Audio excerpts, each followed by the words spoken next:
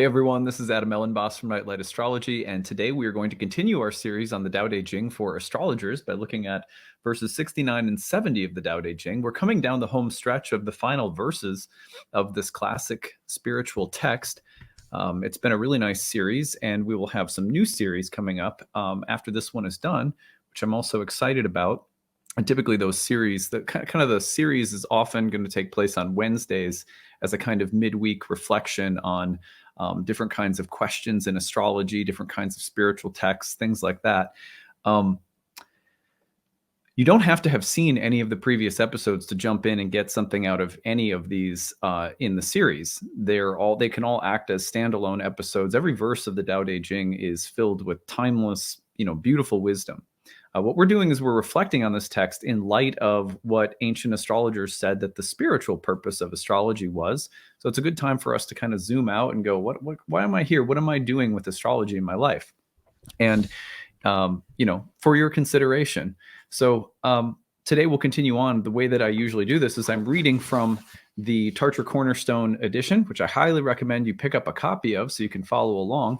And I'm just reading 2 verses at a time. And then I read them once, I read them through a second time, and then I pause after each one to reflect upon the teachings of the verses in light of our study of astrology. So we're going to continue on with that today. Let's go ahead and we're going to take a look at verses. Actually, before I say that, I almost forgot. Don't forget to like and subscribe. Helps the channel to grow. And leave some comments in the comment section. Leave your reflections. First, I like reading them. I like seeing what you guys are reflecting on, especially in these spiritual, kind of more spiritually themed episodes. It's interesting to hear your reflections, and also it helps the channel to grow. You can always find a transcript of any of my daily talks on the website, nightlightastrology.com, where you can also go to check out the new classes. Roots and Spheres, a moon circle where we study herbalism and the cycles of the moon throughout 2023. That starts later this month. And reading some passages, an advanced practice and live reading class that is going to be starting this month as well. So check those programs out. There is need-based tuition for both. If you have any questions, email us, info@nightlightastrology.com. Okay, let's go ahead and take a look at our verses of the day. And I'm going to, sorry, I had this, here we go. All right, I'm going to put it full screen so you can read along if you want to. Verse 69, the great warriors have a saying, I dare not act as host, but would rather be a guest. I dare not advance an inch, but would rather retreat a foot. So advance, but do not use your feet. Seize, but do not use your arms. Cut, but do not use your sword. Fight, but do not use your own power. There is no greater misfortune than feeling I have an enemy. For when I and enemy exist together, there is no room left for my treasure. Thus, when 2 opponents meet, the one without an enemy will surely triumph. Verse 70. My teachings are very easy to understand and very easy to practice, yet so few in this world understand and so few are able to practice. My words arise from that ancient source. My actions are those of the universe itself. If people do not know these, how can they know me? Those who follow my ways are rare, and so I treasure them. Even if they wear the clothes of a beggar, they carry a priceless gem within. Beautiful verses. Let's go back to 69. We're going to read that one again and then pause and offer some reflections in light of our study of astrology.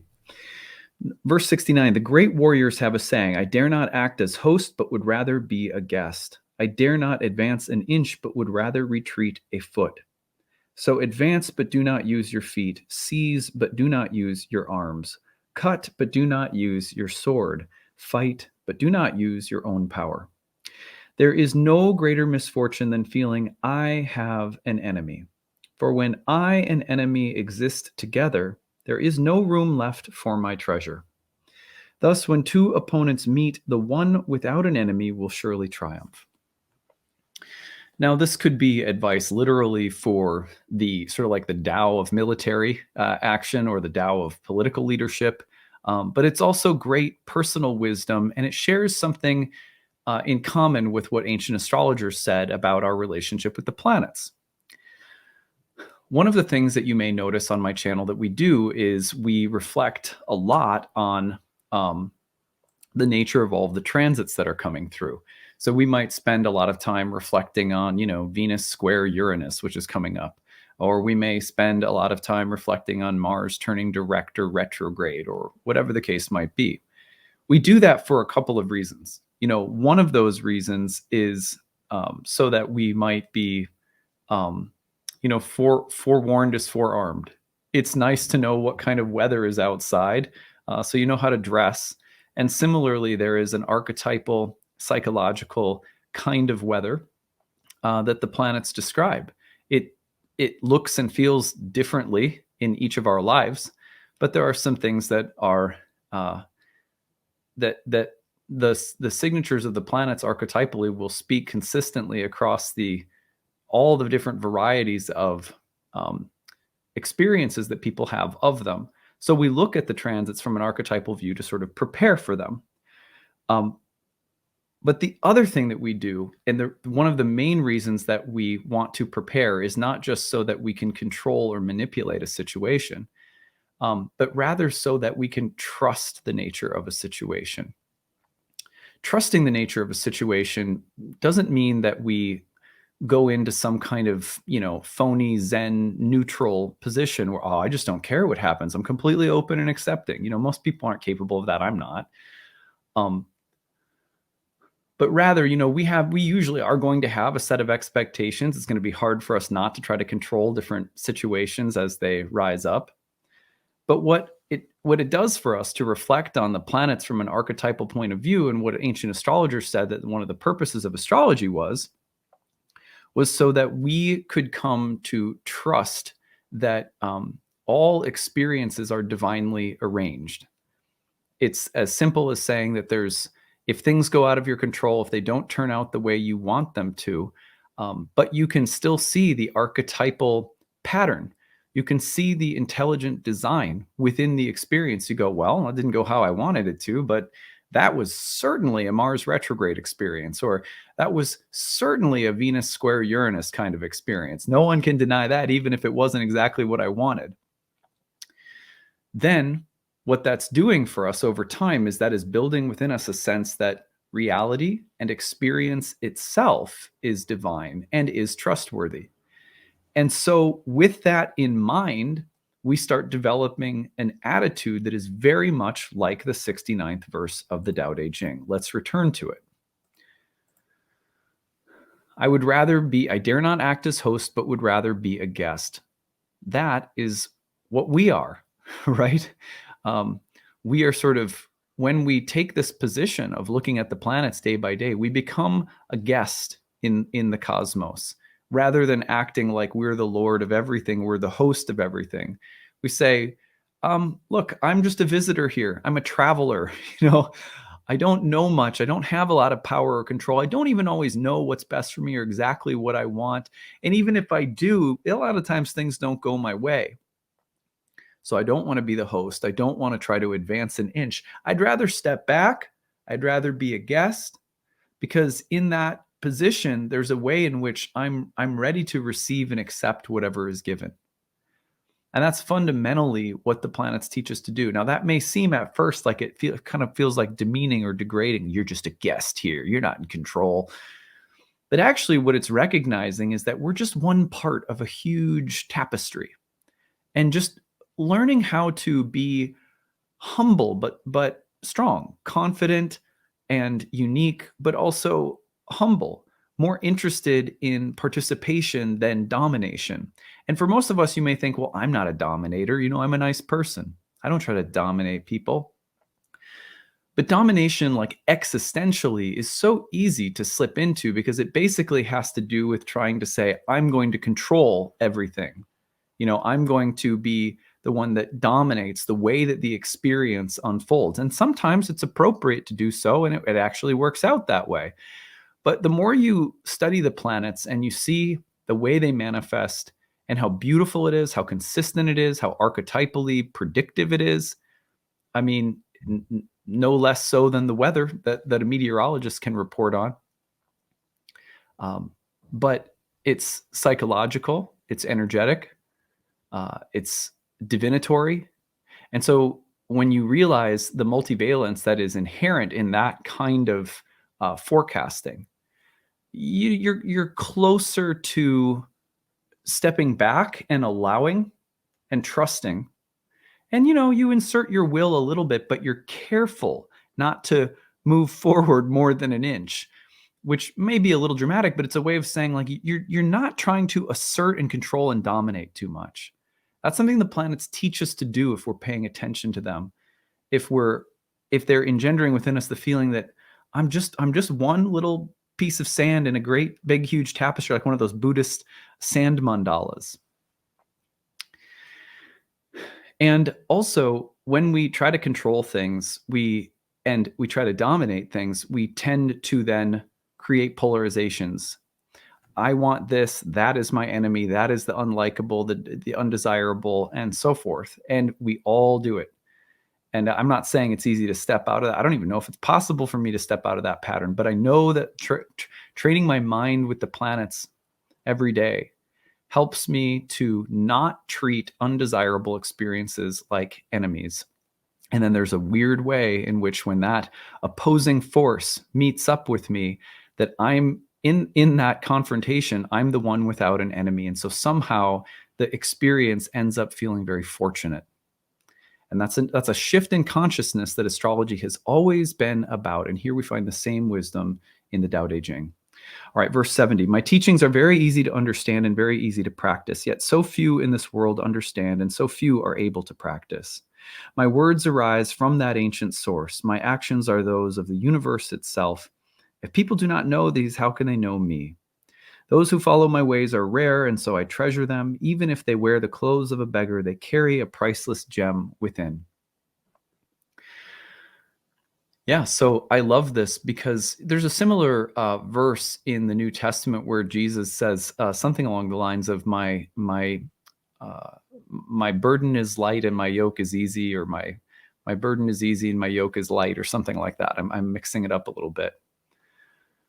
But actually stepping out of the way and having this reflective, contemplative, planetary lifestyle, a lifestyle that observes the moving archetypal fields, that sees the living language of the sky, that breathes it in, and that moves through the world, always with our hands open to receive what the planets are giving.